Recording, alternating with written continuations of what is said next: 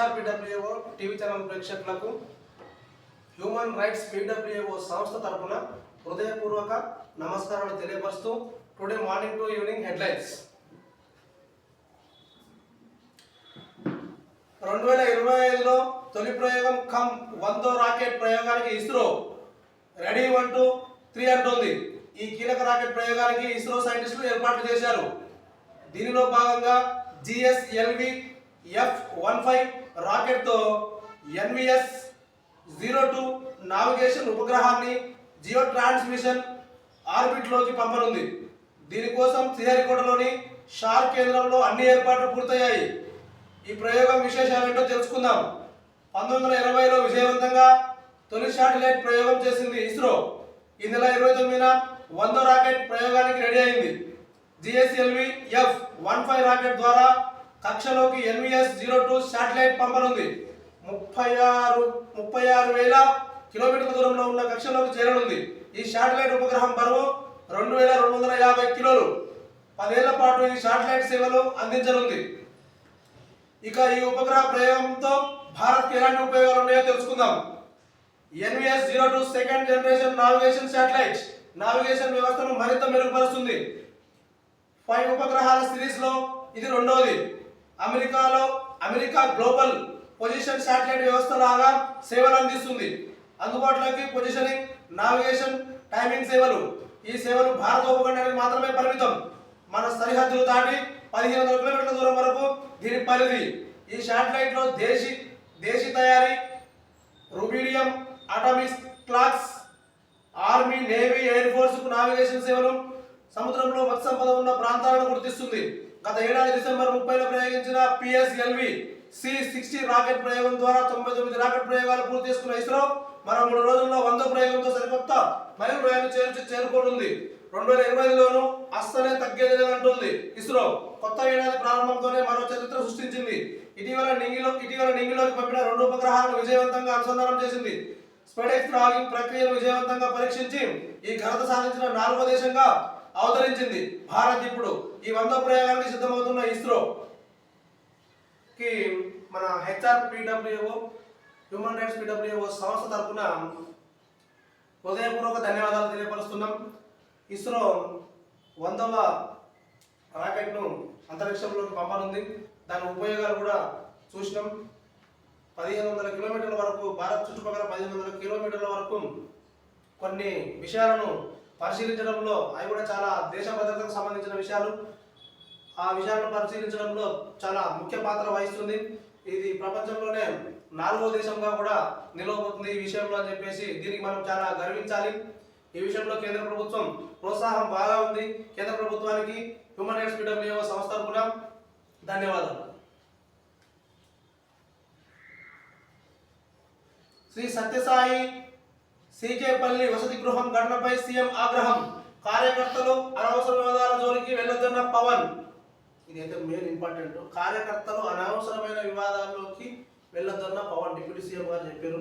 వాస్తవంగా కార్యకర్తలు చాలా రెచ్చిపోతున్నటువంటి సందర్భాలు మనం చూస్తున్నాం. దయచేసి మీరు విషయం మీద క్లుప్తంగా అవగాహన లేకుండా అలా రెచ్చిపోయి కొట్లాటలకు దిగి అనవసరంగా కేసుల పాలు కావద్దని చెప్పి హ్యూమన్ రైట్స్ పిడబ్ల్యూఓ సంస్థ కూడా నేను రాష్ట్రంలోని, దేశంలోని అన్ని పార్టీలకు, అన్ని వర్గాలకు సంబంధించిన లీడర్షిప్ మెయింటైన్ చేసే వాళ్ళకు, కార్యకర్తలకు కూడా మేము మా సంస్థ తరఫున మేము విన్నవించుకుంటున్నాం. హైదరాబాద్లో కొనసాగుతున్న కాళేశ్వరం విచారణ. ఈ నెల 31న టీటీడీ పాలక మండలి అత్యవసర సమావేశం.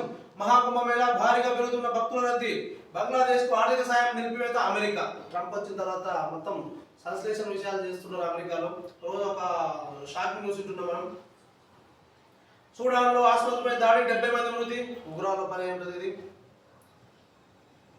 Australian open title winner sinner. Okay, ఇంకా చూస్తే తెలంగాణ మున్సిపాలిటీల్లో ముగిసిన పాలకవర్గాల పదవీకాలం. స్పెషల్ ఆఫీసర్లు నియమిస్తూ తెలంగాణ ప్రభుత్వం ఉత్తర్వులు. ఇక స్పెషల్ ఆఫీసర్లకు ఇచ్చింది. ఇక ఇది ముగిసింది. తెలంగాణ మున్సిపాలిటీలో ముగిసిన పాలకవర్గ పదవీకాలం ముగిసింది. ఇదంతా స్పెషల్ ఆఫీసర్లకు ఇచ్చేయడం జరిగిందంటే మన తెలంగాణ ప్రభుత్వం. అసలు స్పెషల్ ఆఫీసర్లు ఎవరిలో కూడా లిస్టు వేయడం జరిగింది. ఇక దీనికి సంబంధించి డిస్ట్రిక్ట్ కలెక్టర్లు కూడా దీంట్లో ఇన్వాల్వ్ చేయడం జరిగింది. వాళ్ళ ఈ విషయానికి వస్తే పథకాలపై ఎమ్మెల్యే కోమటిరెడ్డి రాజగోపాల్ రెడ్డి సంచలన వ్యాఖ్యలు. ఎమ్మెల్యే కోమటిరెడ్డి రాజగోపాల్ రెడ్డి పథకాలపై సంచలన వ్యాఖ్యలు ఏమి చూసాం. గ్రామాల్లో ప్రజలు ప్రభుత్వాన్ని తిరుగుతున్నారు, అవి అందరూ తెలిసిన విషయమే. కేసీఆర్ మెచ్చుకుంటున్నారు, వాస్తవమే. రైతు బంధు మధ్యలో ఒకసారి ఎగ్గొట్టినాం, మీరే ఒప్పుకుంటారా? ఓకే. రైతు భరోసాలో ఇచ్చిన హామీ మేరకు కాకుండా కొంత నగదును తగ్గించాం. అమ్మ ఇంత నిజాయితీగా ఒప్పుకుంటారు. అందుకే గ్రామ ప్రజలు ప్రభుత్వాన్ని తిరుగుతున్నారు. ఎన్ని అప్పులు చేసి అయినా పథకాలు అమలు చేస్తాం. ఎమ్మెల్యే కోమటిరెడ్డి రాజగోపాల్ రెడ్డి మన రాష్ట్ర సీఎం గారు చెప్తే బాగుంటుంది ఈ మాట. ఏ మాట? ఎన్ని అప్పులు చేసి అయినా పథకాలు అమలు చేస్తాం ఎమ్మెల్యే కోమటిరెడ్డి రాజగోపాల్ రెడ్డి అన్నాడు. కానీ ఈ మాట మన రాష్ట్ర సీఎం గారు చెప్పి, ఇది రాష్ట్రానికి కుటుంబ పెద్ద, ఒక రాష్ట్రం ఒక కుటుంబం అనుకుంటే ఆ కుటుంబానికి పెద్ద దిక్కు మన రాష్ట్రం సీఎం గారు అనుకుంటే మనము ఆయనకు ఆవశ్యకత అప్పు చేసినా సరే రాష్ట్రాన్ని అభివృద్ధి తీసుకుపోయి తర్వాత మెల్లమెల్లగా చేసిన అప్పులను క్లియర్ చేసే తరుణంలో ఉంటే బాగుంటుంది. ఈ మాట సీఎం గారి నోటి నుంచి వింటే ప్రజలు కొంచెం ఒక నమ్మకానికి వస్తారని చెప్పి మా సంస్థ భావిస్తుంది. నా మీద అనవసర వ్యాఖ్యలు చేయడం కంటే హోంమంత్రి అనిత రీల్స్ చూసుకుంటూ కాలక్షేపం చేసుకోవాలి. అధికారంలోకి వస్తే 20 లక్షల ఉద్యోగాలు ఇస్తామని చెప్పి 2.5 లక్షల మంది వాలంటీర్లను తీసేశారు మాజీ మంత్రి. ఉద్యోగాలు ఇస్తామని చెప్పారు, వాలంటీర్లు తీసేసారు. ఓకే, నువ్వు అడిగేదానికి అర్థం ఉంది, కానీ ఇక ముందు చూద్దాం ఇంకేం చేస్తారు అనేది మొత్తం చూసిన తర్వాత మాట్లాడాలి. కానీ ఇప్పుడు తొందరపడితే బాగుంటుందని మా అభిప్రాయం. ఓకే. హైదరాబాద్లో విదేశీ గంజాయి కలకలం, ఇది కొత్త ఏం కాదు, ఎప్పుడు వస్తూనే ఉంటుంది. హైదరాబాద్లో విదేశీ గంజాయి కలకలం. హైదరాబాద్ విదేశీ గంజాయి కలకలం అయింది. ఐటీ ఉద్యోగుల లక్ష్యంగా అమ్మకాలు జరుగుతున్న ముఠాకున్నట్టు ఆదివారం అర్ధరాత్రి పోలీసులు ఛేదించారు. గచ్చిబౌలిలో ఎక్సైజ్ టాస్క్ ఫోర్స్ తనిఖీలు నిర్వహించారు. Prashanth Hills Timber Lake Valley వద్ద ఒకరిని అదుపులోకి తీసుకోగా మరొకరు పరారయ్యారు. పట్టుబడిన వ్యక్తి బెంగళూరులో ఓ ప్రముఖ కంపెనీలో పనిచేస్తున్న శివరామ్ గా గుర్తించారు. పరారైన వ్యక్తి పేరు అజయ్ గా తెలుస్తోంది. ఈ పరారైన ఎంత దూరం పోలీసులు మనోళ్ళు మొదలు పడతారు మన పోలీసులు తప్పకుండా. ఆంధ్రప్రదేశ్ రాజమండ్రిలో 2022లో జరిగిన కావేరీ ట్రావెల్స్ బస్ ప్రమాదంలో తీవ్రంగా గాయపడిన ఇల్లా దీక్షిత 22 సంవత్సరాలు చికిత్స పొందుతూ ఆదివారం మృతి చెందింది. సుజాత నగర్ చెందిన దీక్షిత మర్రిపాలెం చెందిన ఆమె బంధువు కళ్యాణి ఇంటర్వ్యూ నిమిత్తం విశాఖ నుంచి హైదరాబాద్ కావేరీ ట్రావెల్స్ లో బయలుదేరారు. రాజమండ్రి వద్ద జరిగిన ప్రమాదంలో కళ్యాణి మరణించింది. తీవ్రంగా గాయపడిన దీక్షిత 4 రోజుల పాటు మృత్యువాదంతో పోరాడి ఓడిపోయింది. కాబట్టి ప్రభుత్వం ఆమె యొక్క కుటుంబ పరిస్థితులు, ఆర్థిక పరిస్థితులు అవన్నీ దృష్టిలో ఉంచుకొని ఆమెకు ప్రభుత్వ సహకారం అవసరం ఇవ్వాల్సిన పరిస్థితి ఉందా లేదా అని గ్రహించుకొని, ఒకవేళ అలాంటి అవసరం ఉన్నట్లయితే ఆమెకు ప్రభుత్వం అండదండగా నిలవాలని చెప్పి మేము హ్యూమన్ రైట్స్ పీడబ్ల్యూఎస్ సంస్థ తరఫున ఏపీ ప్రభుత్వాన్ని కోరుకుంటున్నాం. 1 లక్షల ఆదాయం ఉన్న వారికి రేషన్ కార్డులు, రైతు భరోసా సొమ్ము నేటి నుంచి బ్యాంకుల్లో తీసుకోవచ్చు. తుమ్మల తెలంగాణలో ఇల్లు లేని నిరుపేదలకు ఇందిరమ్మ ఇల్లు మంజూరు చేస్తామని మంత్రి తెలిపారు. సొంత స్థలంలో ఇల్లు కట్టుకునేందుకు 5 లక్షల ఆర్థిక సాయం చేస్తామన్నారు. రైతు కూలీలకు ఏడాది 12,000 ఆర్థిక సాయం అందిస్తామని తెలియజేశారు. 1 లక్షల ఆదాయం ఉన్న వారికి రేషన్ కార్డు మంజూరు చేస్తామని మంత్రి ప్రకటించారు. మార్చి 31వ తేదీ నాటికి ఇందిరమ్మ ఇల్లు, రైతు భరోసా, ఆత్మీయ భరోసా, రేషన్ కార్డు పథకాలు అమలు చేస్తామని స్పష్టం చేశారు. ఈ ఏడాది రైతు భరోసా కింద ప్రతి ఎకరాకు 12,000 ఇవ్వనున్నట్లు వ్యవసాయ శాఖ మంత్రి తుమ్మల నాగేశ్వరరావు చెప్పారు.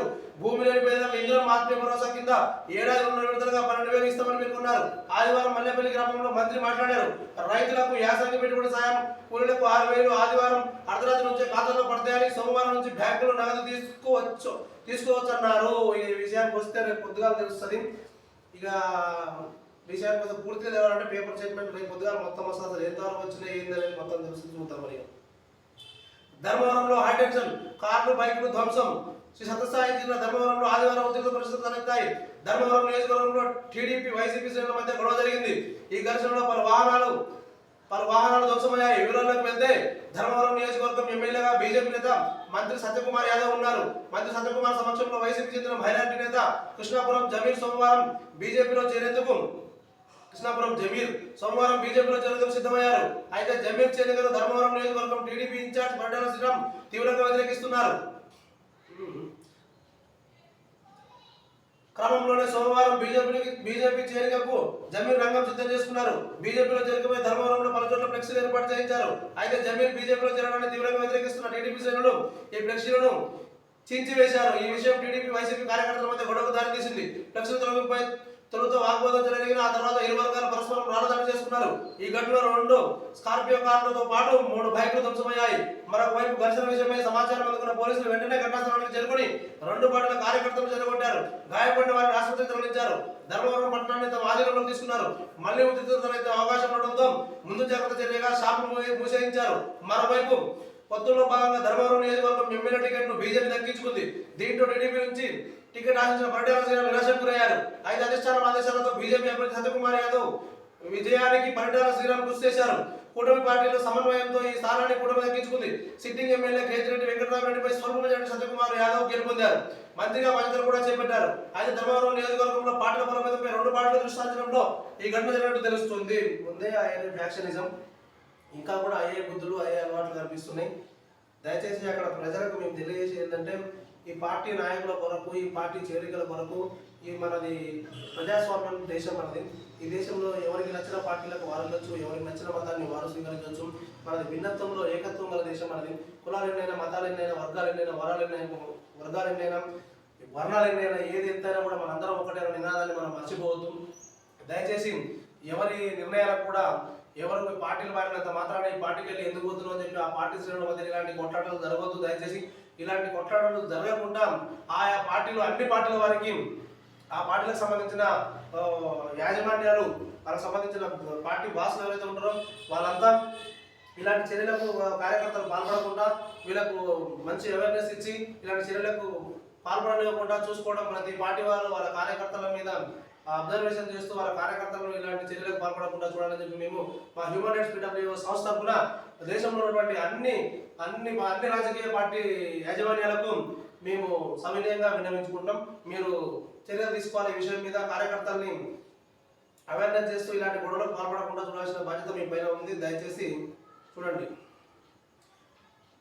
ఇక పోతే నేడు మధ్యప్రదేశ్లో కాంగ్రెస్ ర్యాలీ జై బాపు, జై భీమ్, జై సంవిధాన్ పేరిట అంబేద్కర్ జన్మస్థలం మైన మౌ పట్టణంలో ర్యాలీ రాజ్యాంగంపై దాడి చేస్తున్నారంటూ కాంగ్రెస్ ఆగ్రహం. పాల్గొన్న ఖర్గే, రాహుల్, ప్రియాంక గాంధీ, కేసీ వేణుగోపాల్, సీఎం రేవంత్ కాంగ్రెస్ నేతలు రాజ్యాంగాన్ని ఏం చేస్తున్నారట? రాజ్యాంగంపై దాడి చేస్తున్నారు. మరి ఏం రాజ్యాంగంపై దాడి చేస్తున్నారు? మరి ఎంత ప్రజలకు ఒకసారి పూర్తిగా మీరు క్షుణ్ణంగా ఈ విషయం మీద పూర్తి సమాచారాన్ని ప్రజలకు అందియాలి. దీని మీద రాజ్యాంగాన్ని అయితే దాడి చేసినట్టుగా ఎక్కడా కనపడలేదు. కాకపోతే ఈ రాజ్యాంగం మీద అవగాహన ఉన్నోళ్ళు లేనోళ్ళు కొన్ని రకాల చట్ట వ్యతిరేకమైన చర్యలకు పాల్పడుతున్నారు. అలాంటి వారికి ప్రభుత్వాలు కఠినమైన శిక్షలు వేయాలి. కానీ మరి రాజ్యాంగంపై దాడి చేసేది ఎవరు? రేపు మరి వీళ్ళ మీటింగ్ అయిన తర్వాత వీళ్ళు ఏం చెప్తారో విన్న తర్వాత మనం ఈ సబ్జెక్ట్ మీద మన అభిప్రాయం కూడా మనం తెలియపడుతున్నాం. సంస్థ హైదరాబాద్ నేడు హైడ్రా కార్యాలయంలో ప్రజావాణి 10:30 నుంచి ఫిర్యాదుల స్వీకరణ. ఓకే, హైదరాబాద్ పోలీస్ స్టేషన్ ఏర్పాటు చేయడం జరిగింది. ఫిర్యాదులు కూడా స్వీకరిస్తున్నారు. ఈ హైడ్రా ఫిర్యాదు చేయడంలో ప్రజలు వెనకంజ వేయొద్దు. 100% బరాబర్ ఫిర్యాదు ఇవ్వండి. మీకు ఎవరికైనా ఏదైనా ఇన్ఫర్మేషన్ ఉంటే ఫిర్యాదు ఇవ్వడం మీకు ఇబ్బందికరంగా అనిపిస్తే మా సంస్థ దగ్గరికి రండి, మాకు ఇవ్వండి. మా సంస్థ తరఫున ఆ విషయం మీద మేము ఫిర్యాదు చేయడానికి మేము రెడీగా ఉన్నాం. మా ఫోన్ నెంబర్ మరొకసారి చెప్తా తీసుకోండి, 9390838889. మా సంస్థ పేరు వచ్చేసి human rights protection and welfare awareness organisation, Hastinapuram, Venkataramana colony, road number 7 మాది ఆఫీస్ వచ్చేసి సంప్రదించండి. తెలంగాణ మున్సిపాలిటీలో ముగిసిన పాలకవర్గాల పదవీ కాలం స్పెషల్ ఆఫీసర్ నియమిస్తూ ప్రభుత్వం ఉత్తర్వులు నేటి నుంచి మున్సిపాలిటీ ప్రత్యేక అధికార పాలన. ఇది ఇందాక చెప్పిన తెలంగాణలో 606 గ్రామాల్లో 4 పథకాలు ప్రారంభం. నేడు రైతుల అకౌంట్లోకి రైతు భరోసా డబ్బు జమ. నిన్న ఆదివారం కావడంతో నేడు రైతుల ఖాతాల్లోకి నిధులు. ఓకే. అమరావతి న్యూస్. నేడు సీఎం చంద్రబాబు షెడ్యూల్ ఉదయం 11 గంటలకు సచివాలయంలో సీఎం సమావేశం. ప్రభుత్వ కార్యక్రమాలు, పథకాలు అమలుపై చర్చ. RTGS పై సమీక్ష చేయనున్న సీఎం చంద్రబాబు. ఓకే. చైతన్య విద్యా సంస్థల సెంట్రల్ కిచెన్ లైసెన్స్ రద్దు. ఎందుకు చేసిన మాదాపూర్లోని శ్రీ చైతన్య విద్యా సంస్థలకు సంబంధించిన సెంట్రల్ కిచెన్ లైసెన్స్ రద్దు చేసిన ఫుడ్ సేఫ్టీ డిపార్ట్మెంట్. ఇటీవల ఈ కిచెన్ లో ఫుడ్ సేఫ్టీ అధికారులు ఆకస్మిక తనిఖీలు చేశారు. ఈ కిచెన్ నుంచి గ్రేటర్ హైదరాబాద్ లోని Chaitanya college hostels food service చేస్తున్న అధికారులు గుర్తించారు. వేల మందికి భోజనం తయారవుతున్న కిచెన్ అపరిశుభ్రంగా ఉండడంపై ఫుడ్ సేఫ్టీ అధికారులు ఆగ్రహం. కిచెన్ లో పాడైపోయిన ఆహార పదార్థాలు నిల్వ ఉన్నట్లు గుర్తించిన అధికారులు. ఈ మేరకు అధికారులు మాదాపూర్లోని చైతన్య విద్యా సంస్థల సెంట్రల్ కిచెన్ లైసెన్స్ ను రద్దు చేస్తూ తాజాగా ఉత్తర్వులు జారీ చేశారు. ఓకే, కంగ్రాట్స్ అధికారులకు. ఇలాంటి చర్యలు ప్రతి డిపార్ట్మెంట్ లో ప్రతి అధికారులు కూడా ఇలాంటి అవినీతిని ఇట్లా అరికడితే బాగుంటుందని చెప్పేసి మేము మా సంస్థ తరఫున విన్నవించుకుంటున్నాం.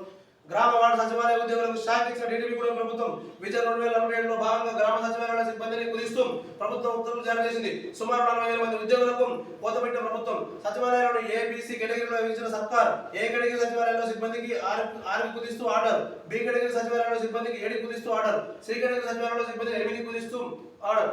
మరి ఈ విధంగా కుదించారు. మరి ఈ ఉద్యోగస్తులకు చాలా ఇబ్బంది అవుతుంది. మరి ఉద్యోగాలు వీళ్ళకి తీసేయద్దు, మిగతా వారికి కూడా వాళ్ళకు కూడా ఏదో ఒక ఉద్యోగంలో ఛాన్స్ ఇవ్వాలి. ఇప్పుడు ఉన్న వాళ్ళని ఎవరైతే తీసేస్తారో వాళ్ళకి ఖచ్చితంగా మళ్ళీ ఉద్యోగ అవకాశం కల్పించాలి. ఇక పోతే అగ్ని ప్రమాద ఘటన హుస్సేన్ సాగర్ లో యువకుడి అదృష్టం. హుస్సేన్ సాగర్ లో జరిగిన అగ్ని ప్రమాదంలో అజయ్ అనే యువకుడు అదృష్టమైన కుటుంబ సభ్యుల ఆవేదన. నాగారం వాసి అజయ్ తో పాటు వచ్చిన స్నేహితులందరూ సురక్షితం. అజయ్ అదృష్టమైన సమాచారంతో ఘటనా స్థలానికి చేరుకున్న కుటుంబ సభ్యులు హుస్సేన్ సాగర్ లో గాలించి అజయ్ ఆచూకీ తెలపాలని డిమాండ్. తప్పకుండా మన పోలీసు వారు మీకు ఈ ఆచూకీని చెప్తారమ్మా. దీని గురించి మీరేం టెన్షన్ చేయొద్దు. వారికి కూడా దానికి కావాల్సిన సమయాన్ని కూడా ఇవ్వాలి. తప్పకుండా చేస్తారు, మీరేం బాధపడకండి. మీకు తెలిసిపోతుంది ఎక్కడ లభ్యమవుతుంది మీ అబ్బాయి. టెన్షన్ ఏం చేయకండి.